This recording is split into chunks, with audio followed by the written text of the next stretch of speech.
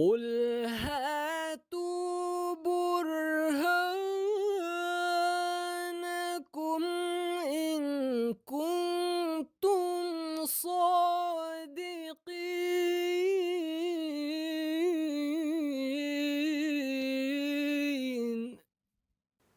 اعوذ باللہ من الشیطان الرجیم، بسم اللہ الرحمن الرحیم۔ السلام علیکم ورحمۃ اللہ وبرکاتہ۔ ناظرین کرام، ہم بات کر رہے ہیں مولوی غلام دستگیر قصوری صاحب کی کتاب تحقیقات دستگیریہ کی، جس میں انہوں نے اپنے ذوم میں حضرت اقدس مسیح موعود علیہ الصلوۃ والسلام کے عقائد کا رد لکھا ہے۔ ہم ان کے بیان کردہ دلائل کو زیر بحث لائیں گے اور دیکھیں گے کہ ان کے بیان کردہ دلائل کس معیار پر اترتے ہیں۔ اسٹوڈیو میں خاکسار عبد النور عابد کے ساتھ محترم مولانا ہادی علی چودھری صاحب شامل گفتگو ہوں گے، جو ان اعتراضات کے جواب دیں گے۔ ہادی صاحب، مولوی صاحب آیت هو الذی ارسل رسولہ، اس کی بابت ہی لکھتے ہیں صفحہ 21 پہ اپنی کتاب میں۔ جی، کہتے ہیں کہ اس آیت کے غلبہ موعود کو بوسیلہ حضرت مسیح ظہور میں آنے کا دعویٰ کرنا بموجب قول جمہور مفسرین کے باطل ہے۔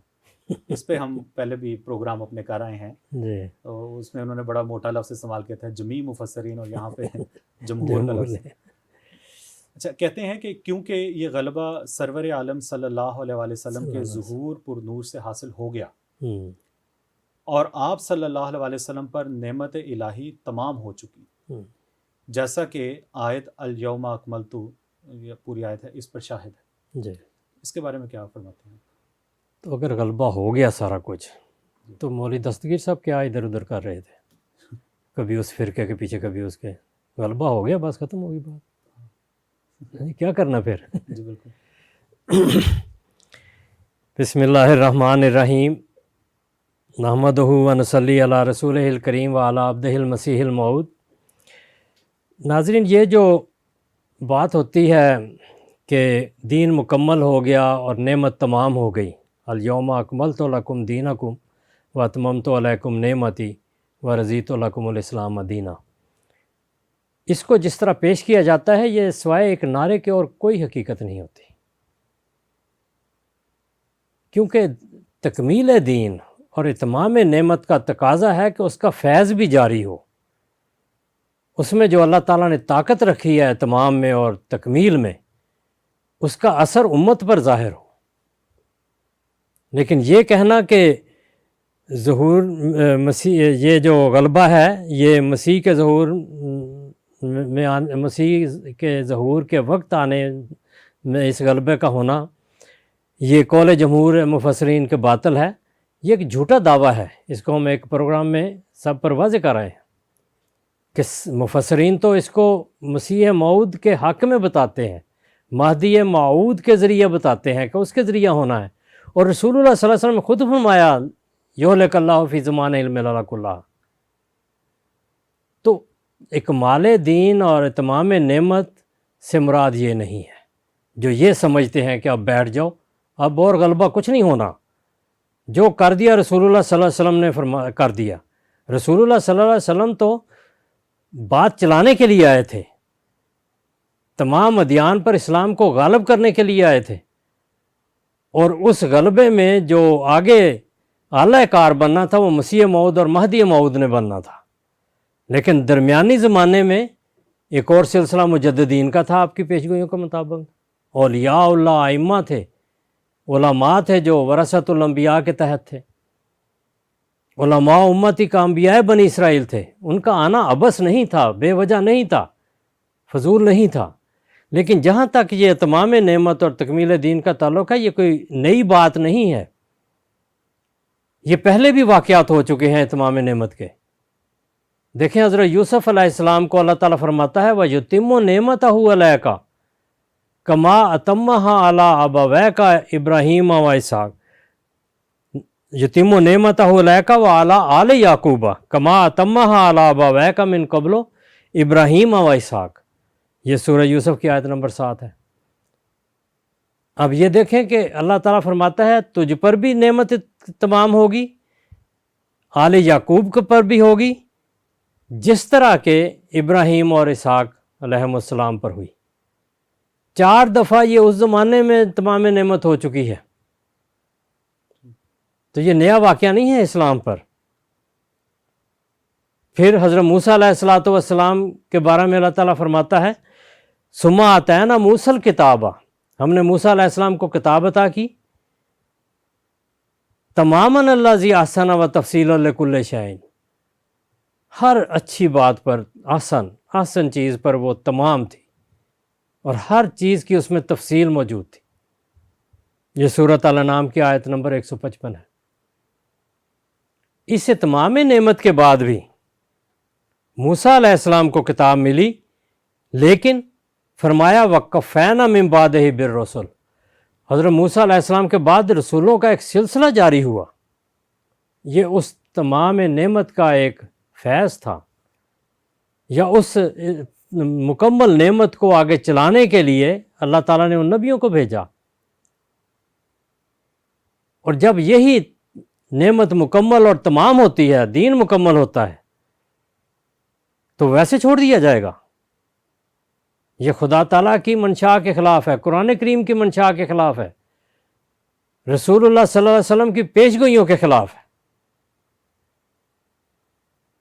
آپ نے خلافت راشدہ کی پیشگوئی کی، آپ نے اس کے بعد بھی ایک خلافت علی منہاج نبوت کی پیشگوئی کی، آپ نے درمیان میں مجددین کی پیشگوئی کی کہ ہر صدی پر مجدد ہوگا۔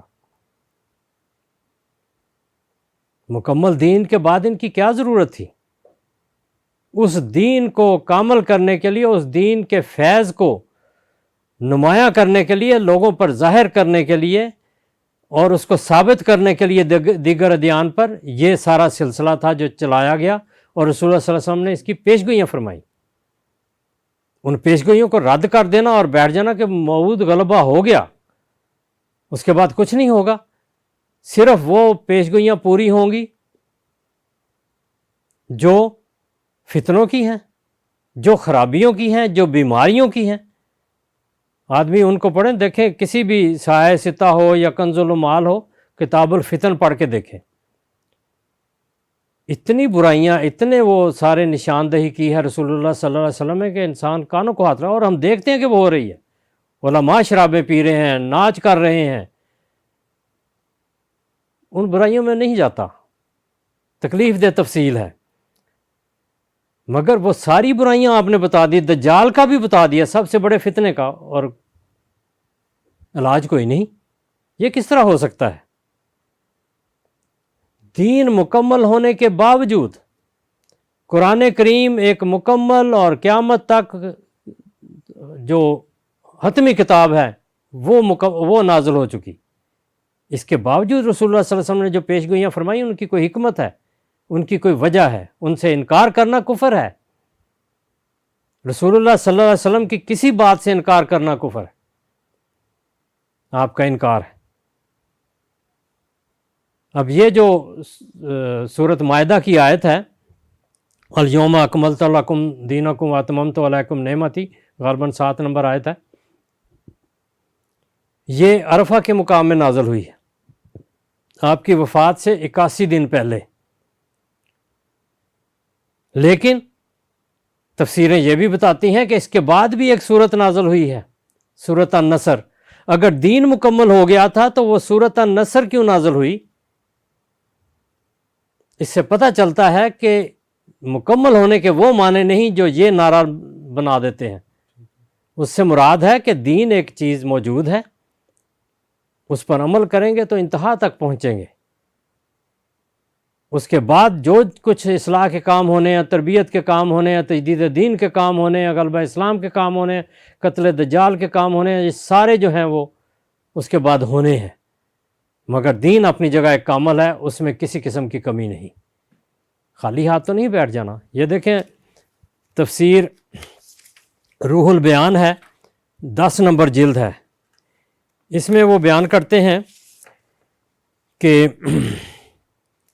روے انہا لما نازلت، یعنی سورۃ النصر جب نازل ہوئی، خطب رسول اللہ صلی اللہ علیہ وسلم فقال ان عبدا خیرہ اللہ بین الدنیا و بین لقائہ، کہ رسول اللہ صلی اللہ علیہ وسلم نے لوگوں میں خطبہ دیا اور فرمایا کہ اللہ تعالیٰ نے اپنے بندے کو تخییر دی، اختیار دیا کہ دنیا میں رہنا ہے یا اللہ سے ملنا ہے. فاختارا لقاء اللہ، تو اس بندے نے اللہ کی ملاقات کو اختیار کیا.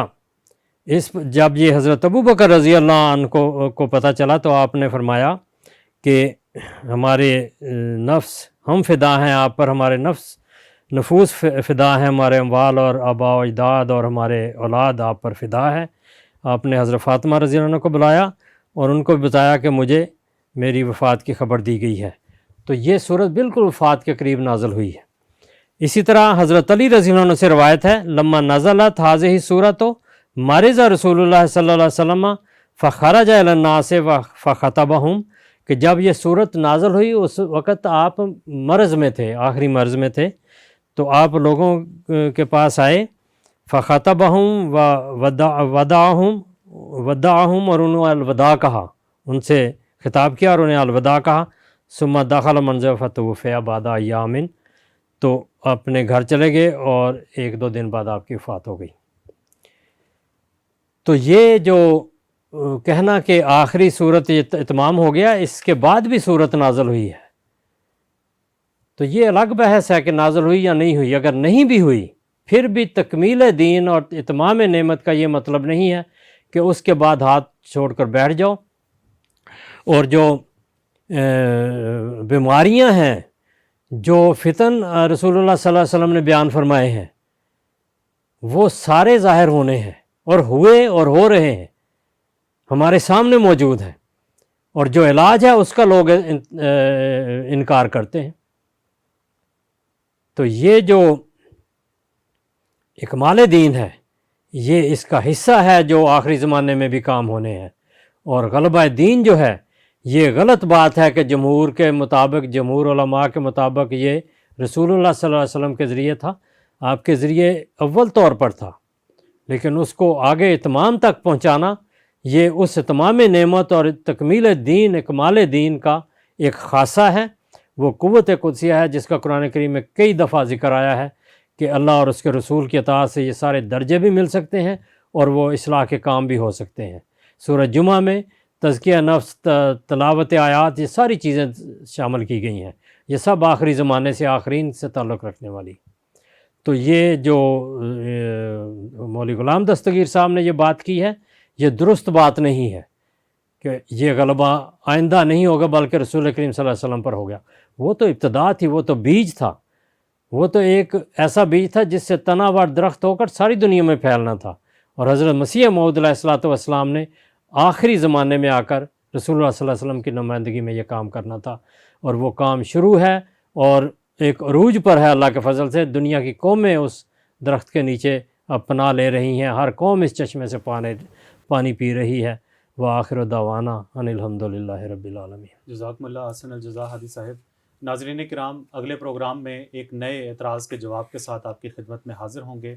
تب تک کے لیے السلام علیکم ورحمۃ اللہ وبرکاتہ.